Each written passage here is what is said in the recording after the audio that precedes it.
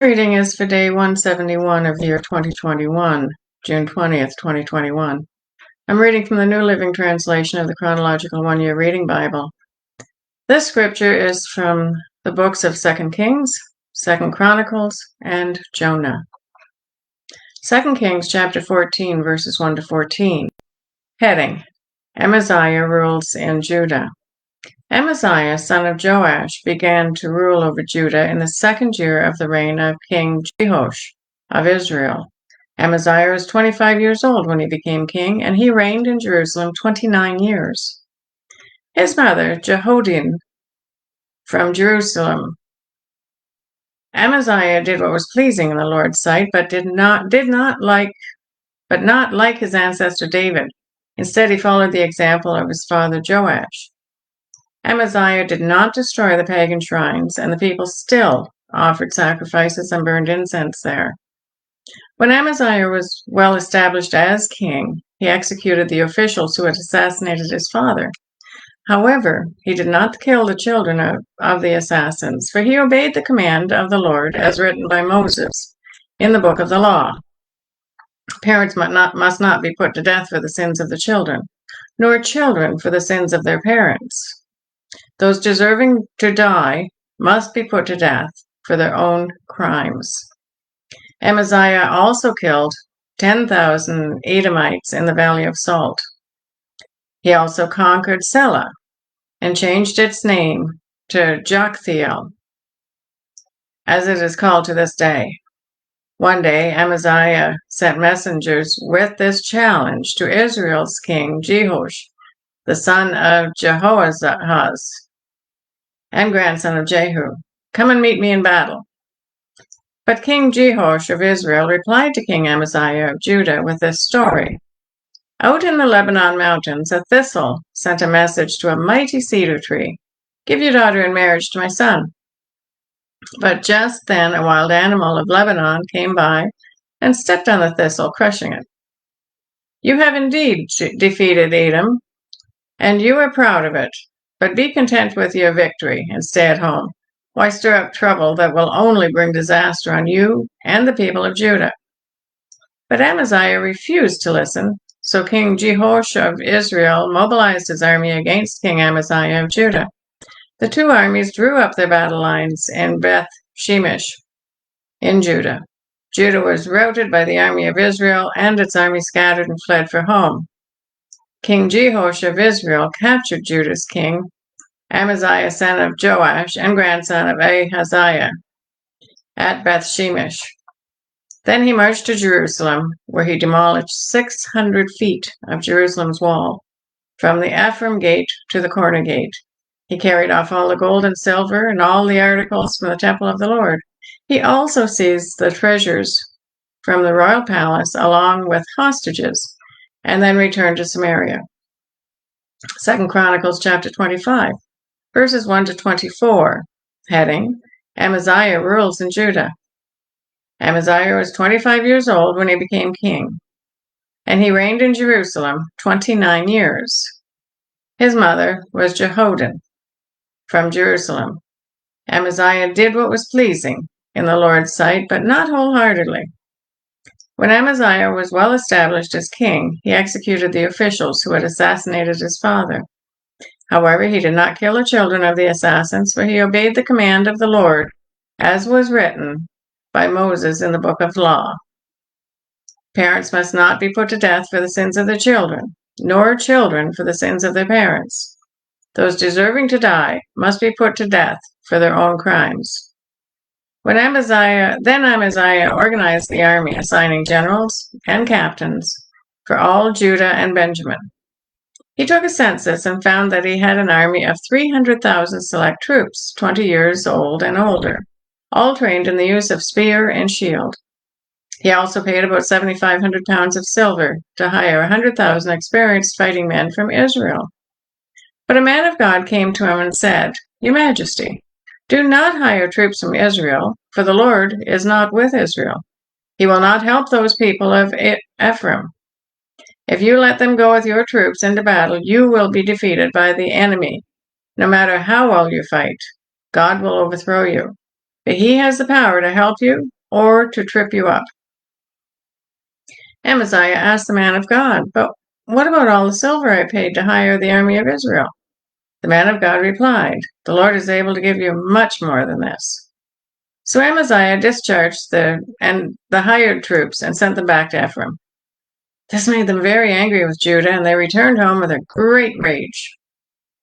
Then Amaziah summoned his courage and led his army to the Valley of Salt, where he killed 10,000 Edomite troops from Seir. They captured another 10,000 and took them to the top of the cliff and threw them off, dashing them to pieces on the rocks below. Meanwhile, the hired troops that Amaziah had sent home raided several of the towns of Judah between Samaria and Beth-horon. They killed 3,000 people and carried off great quantities of plunder. When King Amaziah returned from slaughtering the Edomites, he brought with him idols taken from the people of Seir. He set them up as his own gods, bowed down in front of them, and offered sacrifices to them. This made the Lord very angry, and he sent a prophet to ask, why do you turn to gods who could not even save your own people from you? Could not even save their own people from you. But the king interrupted him and said, since when have I made you the king's counselor? Be quiet now, before I have you killed. So the prophet stopped with this warning. I know that God has determined to destroy you because you have done this and have refused to accept my counsel. After consulting with his advisors, King Amaziah of Judah sent this challenge to Israel's king Jehoash, the son of Jehoahaz, grandson of Jehu. Come and meet me in battle. But King Jehoash of Israel replied to King Amaziah of Judah with this story. Out in the Lebanon mountains, a thistle sent a message to a mighty cedar tree. Give your daughter in marriage to my son. But just then a wild animal of Lebanon came by and stepped on the thistle, crushing it. You were saying, I have defeated Edom, and you are very proud of it. But my advice is to stay at home. Why stir up trouble that will only bring disaster on you and the people of Judah? But Amaziah refused to listen, for God had determined to destroy him for turning to the gods of Edom. So King Jehoash of Israel mobilized his army against King Amaziah of Judah. The two armies drew up their battle lines at Beth-shemesh in Judah. Judah was routed by the army of Israel, and its army scattered and fled for home. King Jehoash of Israel captured Judah's king, Amaziah, son of Joash and grandson of Amaziah, at Beth-shemesh. Then he brought him to Jerusalem, where he demolished 600 feet of Jerusalem's wall from the Ephraim gate to the corner gate. He carried off all the gold and silver and all the articles from the temple of God that had been in the care of Obed-Edom. He also seized the treasures of the royal palace along with hostages, and then returned to Samaria. 2 Kings chapter 13, verses 12 and 13. The rest of the events in Jehoash's reign and everything he did, including the extent of his power and his war with King Amaziah of Judah, are recorded in the book of the history of the kings of Israel. When Jehoash died, he was buried in Samaria with the kings of Israel. Then his son Jeroboam II became the next king. 2 Kings chapter 14, verses 15 and 16. The rest of the events in Jehoash's reign and everything he did, including the extent of his power and his war with King Amaziah of Judah, are recorded in the book of the history of the kings of Israel. When Jehoash died, he was buried in Samaria with the kings of Israel, and his son Jeroboam II became the next king. 2 Kings chapter 14, verses 23 to 27. Heading, Jeroboam II rules in Israel. Jeroboam II, the son of Jehoash, began to rule over Israel in the 15th year of King Amaziah's reign in Judah. He reigned in Samaria 41 years. He did what was evil in the Lord's sight. He refused to turn from the sins that Jeroboam, son of Nebat, had led Israel to commit. Jeroboam II recovered the territories of Israel between Lebo Hamath and the Dead Sea, just as the Lord, the God of Israel, had promised through Jonah, son of Amittai, the prophet, from Gath-hepher. For the Lord saw the bitter suffering of everyone in Israel, and that there was no one in Israel, slave or free, to help them. And because the Lord had not said that he would blot out the name of Israel completely, he used Jeroboam II, the son of Jehoash, to save them. 2 Chronicles chapter 25, verses 25 to 28. King Amaziah of Judah lived for 15 years after the death of King Jehoash of Israel. The rest of the events in Amaziah's reign from beginning to end are recorded in the book of the kings of Judah and Israel. After Amaziah turned away from the Lord, there was a conspiracy against his life in Jerusalem, and he fled to Lachish. But his enemies sent assassins after him, and they killed him there. They brought his body back on a horse, and he was buried with his ancestors in the city of David. 2 Kings chapter 14, verses 17 to 22. King Amaziah of Judah lived for 15 years after the death of King Jehoash of Israel. The rest of the events in Amaziah's reign are recorded in the book of the history of the kings of Judah. There was a conspiracy against Amaziah's life in Jerusalem, and he fled to Lachish. But his enemies sent assassins after him, and they killed him there. They brought his body back to Jerusalem on a horse, and he was buried with his ancestors in the city of David. All the people of Judah had crowned Amaziah's 16-year-old son, Uzziah, as king in place of his father Amaziah. After his father's death, Uzziah rebuilt the town of Elath and restored it to Judah. 2 Kings chapter 15, verses 1 to 5. Heading, Uzziah rules in Judah. Uzziah, son of Amaziah, began to rule over Judah in the 27th year of the reign of King Jeroboam II of Israel. He was 16 years old when he became king, and he reigned in Jerusalem 52 years. His mother was Jecholiah from Jerusalem. He did what was pleasing in the Lord's sight, just as his father Amaziah had done. But he did not destroy the pagan shrines, and the people still offered sacrifices and burned incense there. The Lord struck the king with leprosy, which lasted until the day he died. He lived in isolation in a separate house. The king's son, Jotham, was put in charge of the royal palace, and he governed the people of the land. 2 Chronicles chapter 26, verses 1 to 21. Uzziah rules in Judah is the heading. All the people of Judah had crowned Amaziah's 16-year-old son, Uzziah, as king in place of his father. After his father's death, Uzziah rebuilt the town of Elath and restored it to Judah. Uzziah was 16 years old when he became king, and he reigned in Jerusalem 52 years. His mother was Jecholiah from Jerusalem.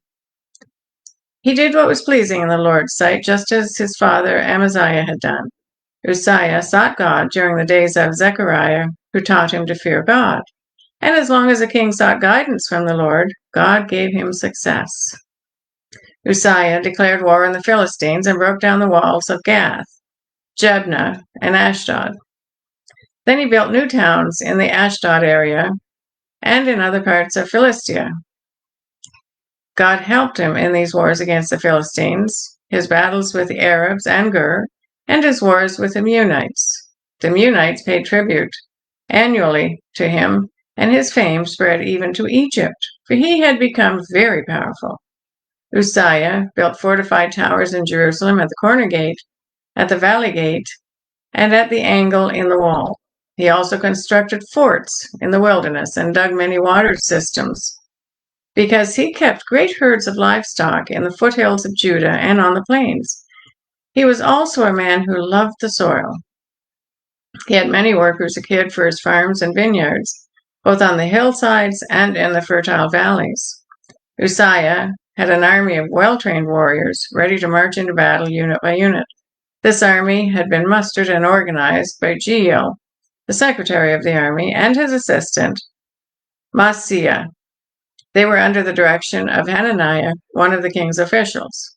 These regiments of mighty warriors were commanded by 2,600 clan leaders.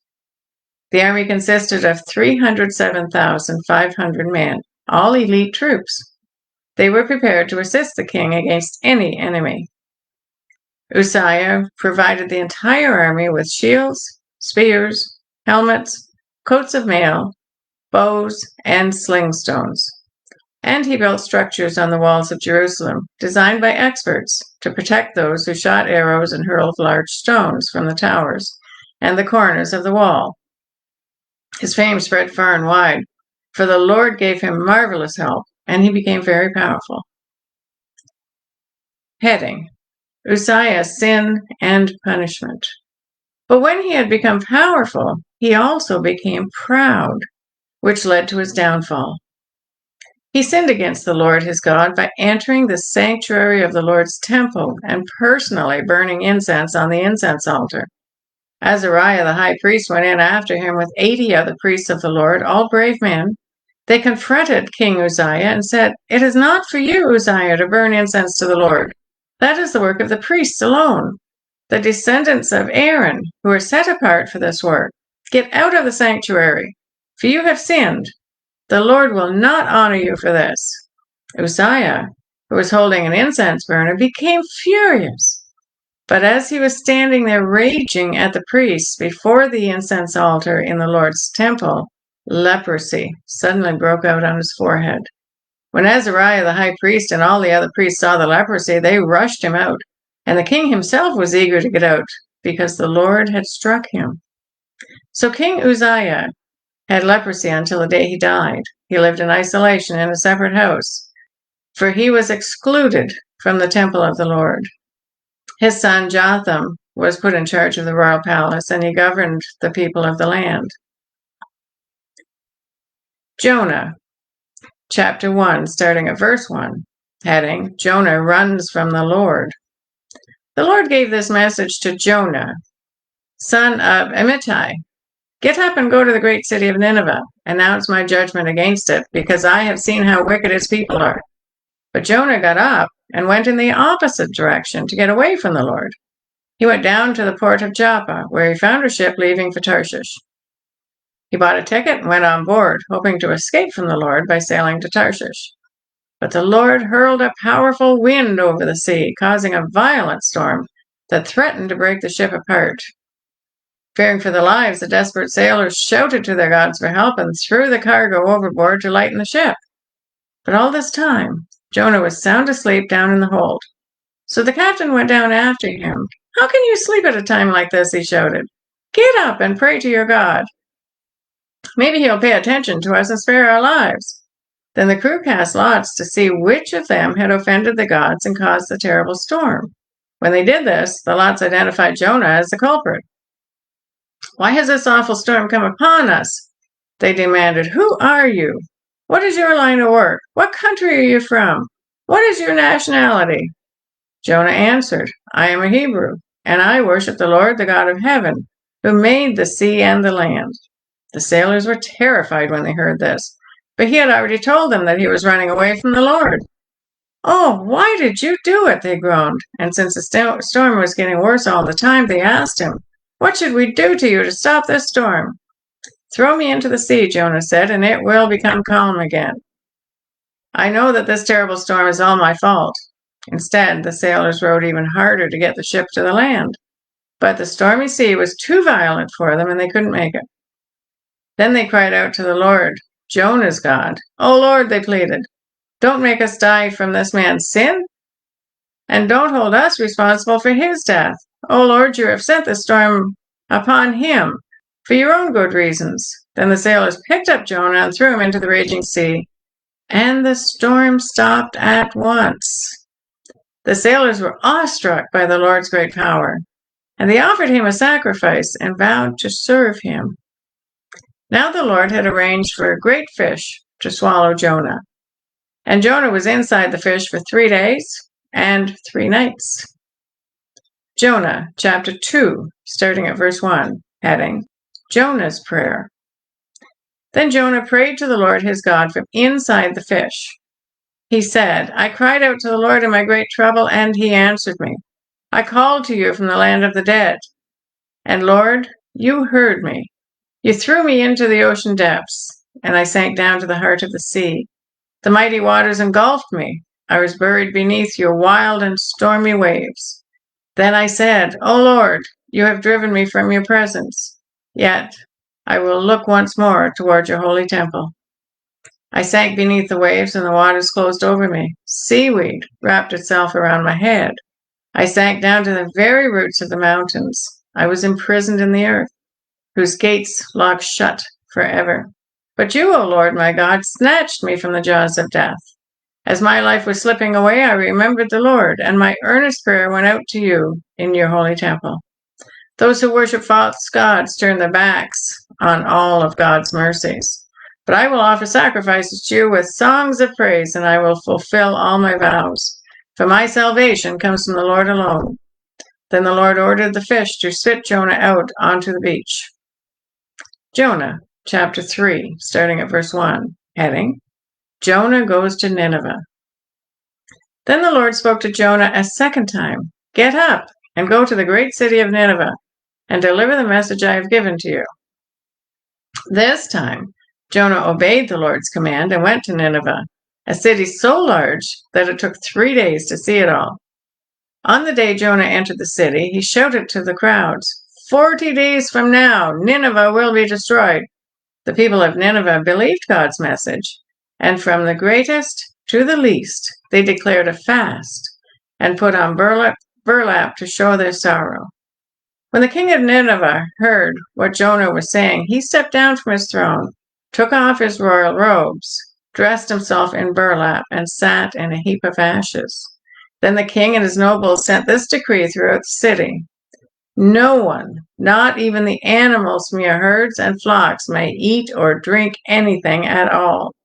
People and animals alike must wear garments of mourning, and everyone must pray earnestly to God. They must turn from their evil ways and stop all their violence. Who can tell? Perhaps even yet, God will change his mind and hold back his fierce anger from destroying us. When God saw what they had done and how they had put a stop to their evil ways, he changed his mind and did not carry out the destruction he had threatened. Jonah chapter 4, starting at verse 1. Jonah's anger at the Lord's mercy is the heading. This change of plans greatly upset Jonah, and he became very angry. So he complained to the Lord about it. Didn't I say before I left home that you would do this, Lord? That is why I ran away to Tarshish. I knew that you were a merciful God and a compassionate God, slow to get angry, and filled with unfailing love. You are eager to turn back from destroying people. Just kill me now, Lord. I'd rather be dead than alive, if what I predicted will not happen. The Lord replied, Is it right for you to be angry about this? Then Jonah went out to the east side of the city and made a shelter to sit under as he waited to see what would happen to the city. And the Lord God arranged for a leafy plant to grow there, and soon it spread its broad leaves over Jonah's head, shading him from the sun. This eased his discomfort, and Jonah was very grateful for the plant. But God also arranged for a worm. The next morning at dawn, the worm ate through the stem of the plant so that it withered away. And as the sun grew hot, God arranged for a scorching east wind to blow on Jonah. The sun beat down on his head until he grew faint and wished to die. Death is certainly better than living like this, he exclaimed. Then God said to Jonah, Is it right for you to be angry because the plant died? Yes, Jonah retorted. Even angry enough to die. Then the Lord said, You feel sorry for the plant, though you did nothing to put it there. It came quickly, and it died quickly. But Nineveh has more than 120,000 people living in spiritual darkness, not to mention all the animals. Shouldn't I feel sorry for such a great city? That is a reading for day 171. God bless each and every one of you. And may God be with you until we meet again.